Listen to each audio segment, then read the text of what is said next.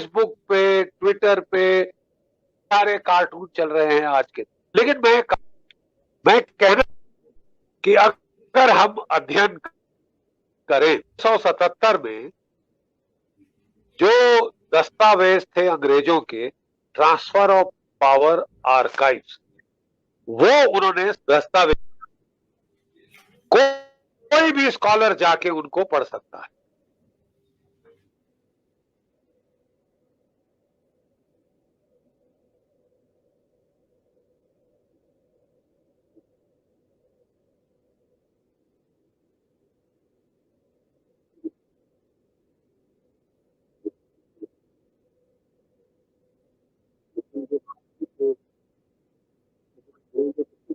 आज से हम लोग यही जा रहे हैं, यही की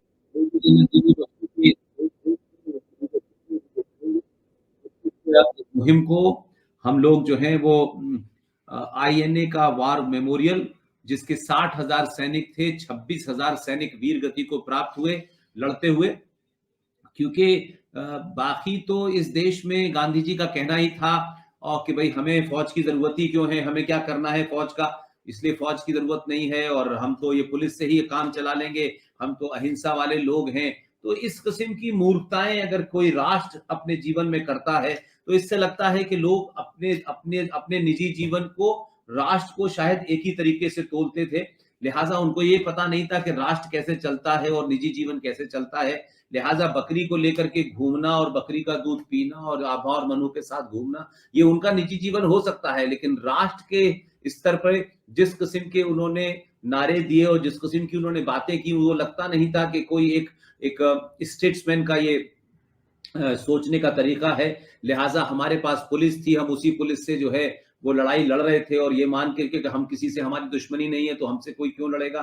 तो गांधी जी ने जो कुछ किया वो तो दुनिया के सामने है। फिर उसके बाद में ये जो जिस तरीके से एक झूठी और फरेब तरीके से एक जालसाजी करके प्रधानमंत्री बने, उन्होंने भी मतलब जो है वो 1955 में जब भारत को यूएन सिक्योरिटी काउंसिल की सीट दी जा रही थी तो वो चाइना को उन्होंने दे दी। पता नहीं, मुझे कभी कभी लगता है कि हमारे वो जो लीडर हैं जिनको इतना महान और विजनरी बताया जाता है, उन तमाम लोगों का किस तरीके से इस देश को चलाया और क्या उनका विजन था, क्या पारिवारिक कोई मामला था, कोई कहीं घूमने जा रहा है, कहीं कोई टहलने जा रहा है, कोई कबूतर उड़ा रहा है। ऐसा लगता था कि लोगों के लिए देश चलाना क्या अपने कुछ तफरीह घूमने घामने का सा कुछ उन्होंने वो बना लिया था और उसी के तहत वो करते रहे।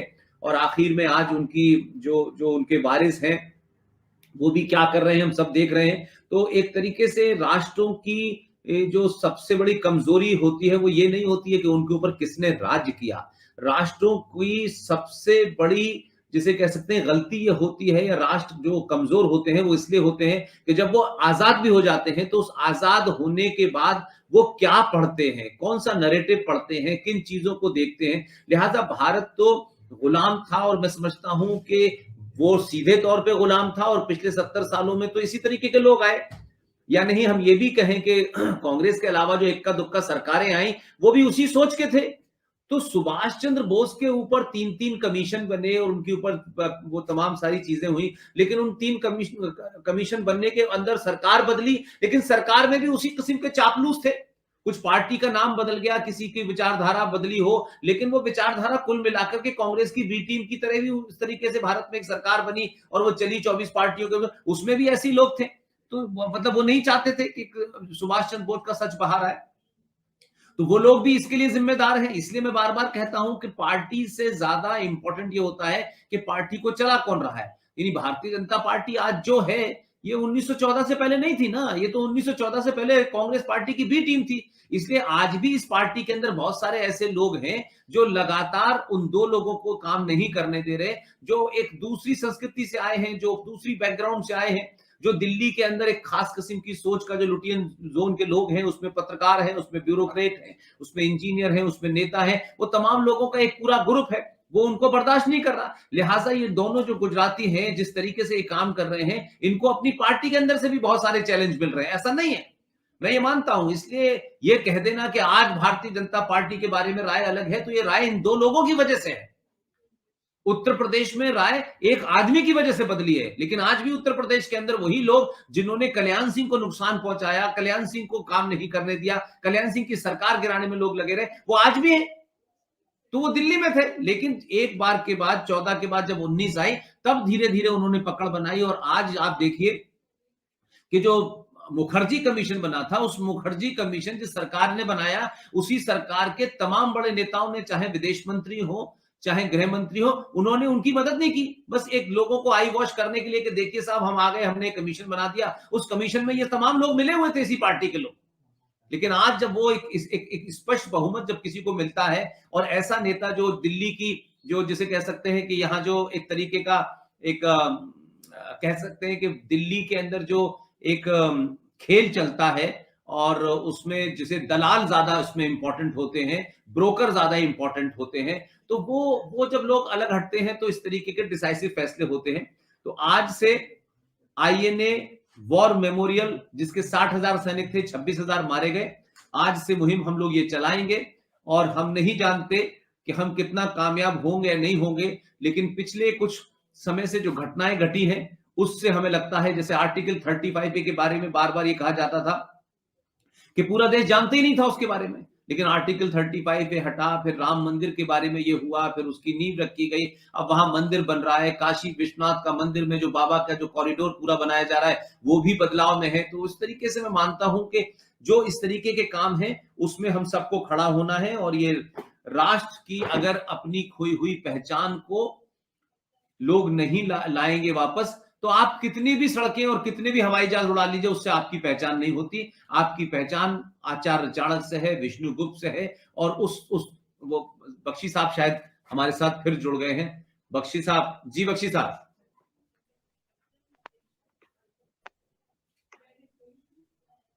बख्शी साहब, बख्शी साहब, आज बड़ी प्रॉब्लम हो गई। बख्शी साहब के साथ नेट तो मिल गया है, लेकिन दिक्कत हो रही है। बख्शी साहब, अगर मेरी आप आवाज सुने हो तो मैं चाहता हूं कि आप ये जरूर बताएं कि आपकी जो अगली ख्वाहिश है या अगली जो मुहिम है जिसमें हम सब लोगों को काम करना है। मुझे जहां तक याद है कि आपसे बातचीत में आपने कहा कि मैं चाहता हूं कि आईएनए का वॉर मेमोरियल जो है वो बने। वो हम आज से मैं समझता हूं कि आपकी ये मुहिम होगी। तो आप इस पे कुछ बोलेंगे तो देश के लोगों से अपील करिए, हम तो जो काम पहले से कर रहे थे उसे करेंगे।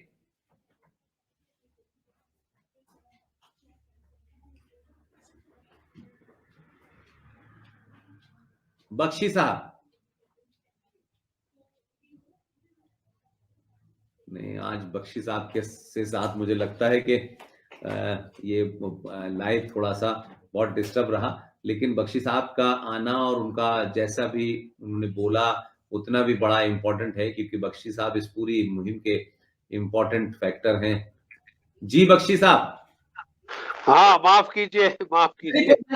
मैं ये चाहता था कि जो आपने हम लोगों से कहा है कि ये मुहिम तो आज हम लोग समझते हैं जो आपकी जेर क़यादत में लड़ी गई, आपकी लीडरशिप में लड़ी गई, और हम उसको उस मुकाम पे ले आए कि सरकार ने आज देखिए ये भी घोषणा की कि जब तक वो ग्रेनाइट की मूर्ति नहीं लगेगी तब तक वहां होलोग्राम से वो मूर्ति वहां रहेगी। लेकिन आज मैं अगर आपसे कहूं कि आज आप सब लोग आपको सुन रहे हैं, आपकी अगली अपील शायद, अगर मैं आपके साथ पिछले 7 साल से काम कर रहा हूं तो मुझे लगता है कि आप चाहेंगे कि जो इंडियन नेशनल आर्मी का वॉर मेमोरियल आप चाहते हैं कि सरकार वो बनाए। इसके बारे में देश से आप क्या अपील करना चाहते हैं? देखिए, अगर आज नेताजी जिंदा होते तो उनका सबसे प्रथम प्रायोरिटी होती, हम तो उनके भक्त हैं इसलिए हमारी अपने इष्ट के एक वो मूर्ति है, लेकिन अगर वो आज जिंदा होते तो उनकी प्राथमिकता होती आईएनए के 26,000 शहीदों के लिए एक वॉर मेमोरियल। याद रहे, आईएनए के जो थे 60,000 की नफरी थी, जिसमें से 26,000 यानी 44% शहीद हो गए। 44% शहीद हो गए। शायद ही किसी और सेना का इतना भीषण, इतना दर्दनाक आंकड़ा। जुलाई 1945 1947 जब वो द्वितीय महायुद्ध का अंत हो रहा था,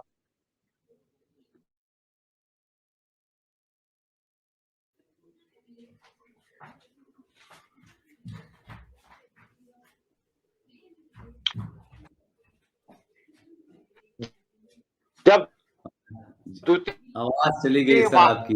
जी, युद्ध का आवाज नहीं आ रही सर आपकी।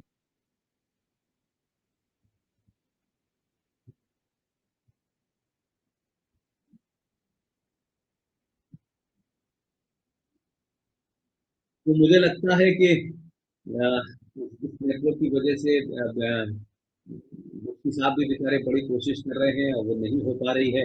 मुझे लगता है कि ये जो उनके मन की बात थी वो तो यही है कि इस मुहिम को आगे बढ़ाया जाए और आईएनए का वॉर मेमोरियल दिल्ली में स्थापित हो, ये उनको श्रद्धांजलि होगी। लेकिन सरकार ने जो आज फैसला किया है वो दो फैसले हुए। एक तो ये है कि जो अमर जवान ज्योति में जो ज्योति जलती थी फ्लेम, उसको आज जो है जो वॉर मेमोरियल जो बना हुआ है उसमें विलय कर दिया गया है और वहां जो कैनोपी खाली पड़ी थी उस कैनोपी के अंदर सुभाष चंद्र बोस की ग्रेनाइट की मूर्ति वहां लगाई जाएगी। आने वाली नस्लें देखेंगी कि आप भारत में 70 सालों के बाद जो जो जो जो असली योद्धा थे, जो असली लोग थे, उनको इस देश में सही सम्मान मिल रहा है। Yes sir, yes sir. आवाज नहीं आ रही सर आपकी, आप म्यूट है सर, म्यूट है आप, म्यूट है सर, अनम्यूट करिए सर। हाँ, अगस्त में जी, हेलो जी, हेलो सुन रहा हूं सर, सुन पा रहे हैं? जी सर, जी सर,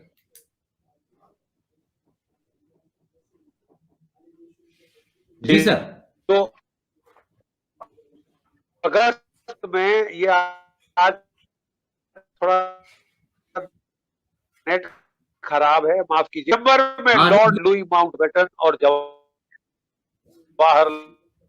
नेहरू। नहीं आ रही सर, आवाज नहीं आ रही सर, आपका कोई सेंटेंस कंप्लीट, आपका एक भी सेंटेंस कंप्लीट नहीं हो पा रहा सर, एक भी सेंटेंस नहीं कंप्लीट हो पा रहा सर। लॉर्ड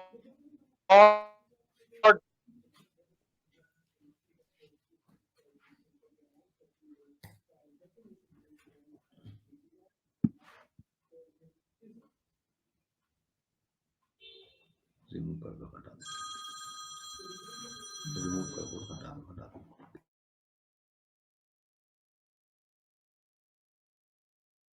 इतना ही कहना है कि बख्शी साहब से आज बात नहीं हो पा रही, आई एम सो सॉरी। और बख्शी साहब भी बेचारे जो हैं वो वहां से पूरी कोशिश कर रहे हैं, लेकिन वो बीच बीच में एक भी सेंटेंस पूरा नहीं हो पा रहा। लेकिन मैं जो लोग भी हमारे साथ जुड़े, मैं उनका बड़ा धन्यवाद करता हूं। उन्होंने बड़ा इंतजार थोड़ा करना पड़ा उनको, और नेटवर्क की वजह से बख्शी साहब से बात नहीं हो पा रही। लेकिन इस वक्त सिर्फ एक ही चीज इंपॉर्टेंट है कि भारत में आजाद हिंद फौज का आईएनए का वॉर मेमोरियल बने, उसकी आज से मुहिम हम शुरू कर रहे हैं। आप सब लोग हमारे साथ जुड़े, और अगली बार मैं कोशिश करूंगा कि बख्शी साहब के पास जाकर के मैं उनसे बात करूं, घर पे जाकर रिकॉर्ड करूं, क्योंकि उनका बोलना एक मतलब रखता है।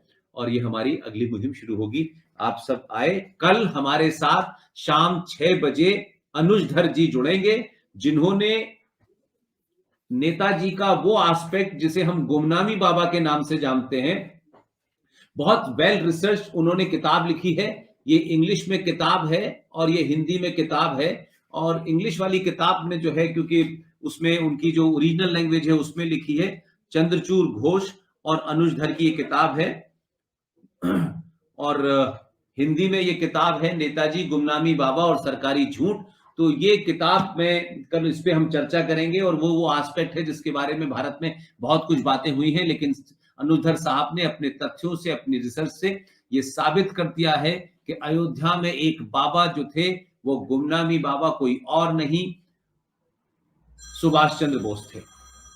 तो मुझे लगता है कि कल हम लोग 6 बजे मिलेंगे, और मैं अनुजधर जी से बात करूंगा कि वो अपना कम से कम जो सिस्टम है क्योंकि उनका सिस्टम नहीं खराब होगा, क्योंकि यहाँ नेटवर्क का है थोड़ा सा, गुड़गांव की वजह से है। और कल हम लोग 6 बजे अनुजधर जी से इस विषय के एक तीसरे स्टेज पे बात करेंगे, जिसके ऊपर बात इस देश में नहीं हुई है। कई कमीशन भी बने, लेकिन गुमनामी बाबा को लेकर के जो तथ्य उनके पास हैं वो रखेंगे। और बेहतरीन इंसान हैं और यंग हैं और बहुत काम उन्होंने किया है और यंग बच्चों को बड़ा मोटिवेट करते हैं।